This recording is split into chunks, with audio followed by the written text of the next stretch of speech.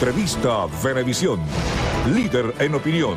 Por tu canal independiente, Venevisión.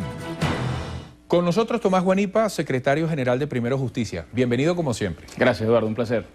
Hablemos de la constituyente. Hemos percibido, hemos leído, escuchado, visto reacciones de distintos voceros, quizás no tantos por ahora, porque comienza a ventilarse públicamente este debate, sobre una propuesta acerca de la constituyente, que nace fundamentalmente del partido Voluntad Popular.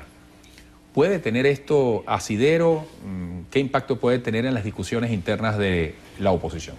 Mira, yo creo que todas las propuestas deben ser analizadas. Creo que las propuestas deben hacerse dentro del marco de la unidad, porque cuando se empiezan a hacer propuestas unilaterales al país, se empieza a generar una suerte de confusión en todo el mundo opositor o en todas las personas que quieren un cambio en Venezuela frente a cuál es el camino y cuál es la alternativa. Lo que hemos visto en términos de la presentación de esa propuesta es una propuesta que no cuenta con el respaldo de las fuerzas mayoritarias que estamos haciendo vida en la unidad, que nos parece un gran error, que intenta alargar un poco lo que ha sido el planteamiento de la salida, que generó expectativas muy altas en un sector muy importante de la población, que nosotros advertimos desde el principio que era un camino que podía generar después frustración en venezolanos que quieren un cambio en el país. Y yo creo que hemos perdido la oportunidad durante estos meses, por haber desviado la atención hacia el tema político, de dedicarnos a los grandes problemas de los venezolanos, que es en definitiva lo que la gente está esperando de nosotros. Por ejemplo, Mandela, cuando estaba en proceso de negociaciones con el gobierno, planteaba una asamblea constituyente, pero primero planteaba el cambio del gobierno, pedía cambios en las reglas, como se decidían las cosas en Sudáfrica, clasificación del país, para luego entrar a hablar sobre esos temas. Pero es que el problema en Venezuela no es la Constitución, el problema en Venezuela es el gobierno que actualmente tenemos. Entonces, intentar presentar propuestas que no tienen viabilidad, que en definitiva pueden es más bien darle el piso al gobierno para generar cambios radicales que no han podido hacer porque le hemos puesto un muro de contención frente a lo que ha significado un pueblo que sigue luchando por la democracia y la libertad, a un gobierno que a través de las reglas que ellos mismos ponen a través del Consejo Nacional Electoral pueden terminar haciéndose de todo el país con una constituyente que puede ser el mejor juego que podemos hacerle al gobierno. Nosotros invitamos a hacer estos debates internamente, invitamos también a no jugar a la división, invitamos al fortalecimiento de la unidad real que trasciende a los partidos, que une a todos los venezolanos, que no trata de aglutinar solamente a quien está en contra del gobierno, sino a todo el 80% que hoy está absolutamente descontento frente a lo que está pasando. Y mira que cuando decimos 80% no estamos hablando de opositores, estamos hablando de gente que ha apoyado al gobierno y de gente que no apoya al gobierno. En todos los recorridos que hacemos al país, y por eso también hacemos una invitación a estas organizaciones políticas a salir a la calle, a hablar con la gente humilde, con la gente pobre que está pasando necesidades. En cada recorrido que hacemos, lo que nos damos cuenta es que la vida del venezolano se ha convertido en un caos que es exactamente igual en todas partes. Si vas a Yaracuy, no hay agua, no hay luz. El problema de las aguas servidas que transitan por la calle es un problema gravísimo, las colas que no terminan. Pero vas a Cojedes y es lo mismo, vas a Maracaibo, que es la segunda ciudad del país, y pasa exactamente lo mismo. Pasas por cualquier parte de Venezuela, Monagas, Anzoátegui, todas esas partes que hemos recorrido. ¿A qué vamos? A acompañar a la gente, a decirle que nosotros tenemos una propuesta de cambio para el país, a tratar de interpretar lo que es la frustración de un pueblo que ve cómo miles de millones de dólares entran en Venezuela pero terminan en los bolsillos de unos pocos y no se traducen en calidad de vida para ellos, y en tratar de organizarlos también,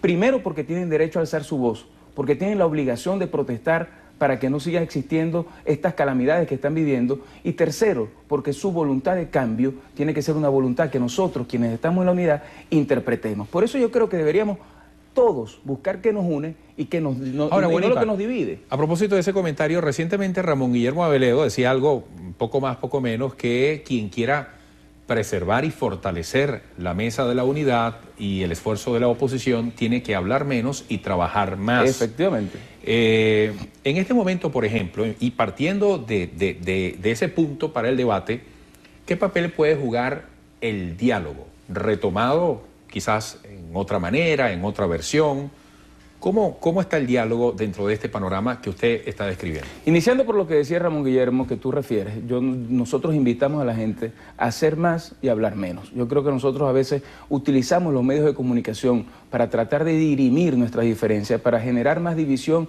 en vez de fortalecer la unión. Nosotros debemos buscar qué nos une, tener una agenda común, que para mí tiene dos temas fundamentales. Primero, la agenda social, que es la agenda del pueblo venezolano, que es la agenda que la gente está esperando de nosotros. Y segundo, luchar por mejores condiciones institucionales en el país, sobre todo con el tema electoral, donde debemos buscar un nuevo ecosistema electoral que permita que la gente pueda sentirse confiada al momento de ir a votar, porque es con el voto que podemos lograr los cambios. Ahora bien, frente a todo eso, nosotros estamos enfrente a un gobierno que está preso ahorita de sus propias contradicciones, de su ineficiencia, de todo el proceso de corrupción que se ha ido generando a lo largo de tantos años en el poder, que está generando, insisto, calamidades a los venezolanos.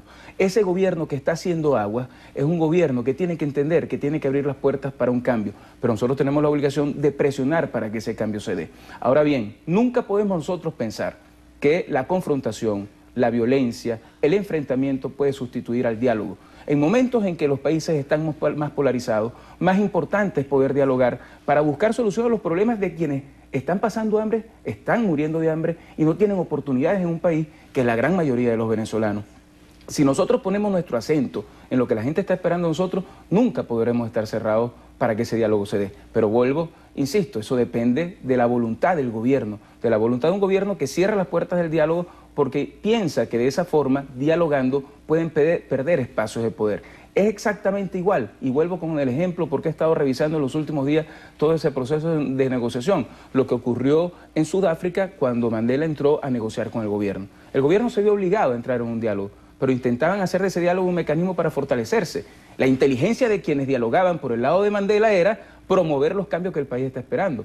Por tanto, nosotros nunca podremos cerrar las puertas al diálogo, pero es obligación del gobierno entender que ese diálogo es absolutamente imprescindible en un país donde la gente está clamando por un cambio y donde nosotros estamos organizándonos para que ese cambio se pueda dar. Y lo económico, cambio único comienza a sonar a la par de otras medidas determinantes.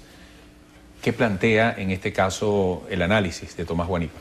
Mira, yo creo que es un gobierno que tiene tantas contradicciones en términos de lo que significa su política económica, que tiene como una lucha entre distintas facciones dentro del mismo oficialismo para ver qué tesis se impone, que ya es un gobierno que no tiene posibilidad de resolver los problemas del país. Un presidente que te dice en enero que no va a devaluar la moneda y después te crea un mecanismo cambiario que multiplica por 9 el valor oficial de la moneda, siendo la devaluación más grande que hayamos tenido el país.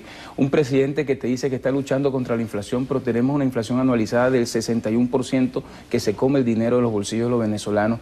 Tienes además un desabastecimiento que en algunos rubros alimenticios llega al 80%, y a veces la gente dice, esas son cifras frías, pero esas cifras tú te das cuenta que tienen rostro cuando caminas en un barrio y hablas con, por ejemplo, como me pasaba en Los Claveles, en Maracaibo, la semana pasada, con la mamá de un niño de 20 días de nacido que no tenía pañales porque ella no conseguía pañales, o como me pasó, por ejemplo, en Cojedes, cuando vi a una señora de 8 meses de embarazo que me decía que todos los días tenía que hacer cola para poder comprar los pañales para su hijo que no había nacido, o el que me decía, de aquí salgo, después de comprar lo que necesito, hacer una cola para poder conseguir gas, porque en Venezuela tampoco hay gas. Entonces, la política económica de este gobierno, lejos de reivindicar a los más pobres, lo que ha hecho es profundizar las desigualdades y generar un daño en toda la sociedad, clase media y gente humilde, que hace imposible pensar que un gobierno tan terco como este, que ha ideologizado absolutamente todo, que ha partidizado hasta la economía, pueda tener algún signo de rectificación. Esas rectificaciones que son imprescindibles en Venezuela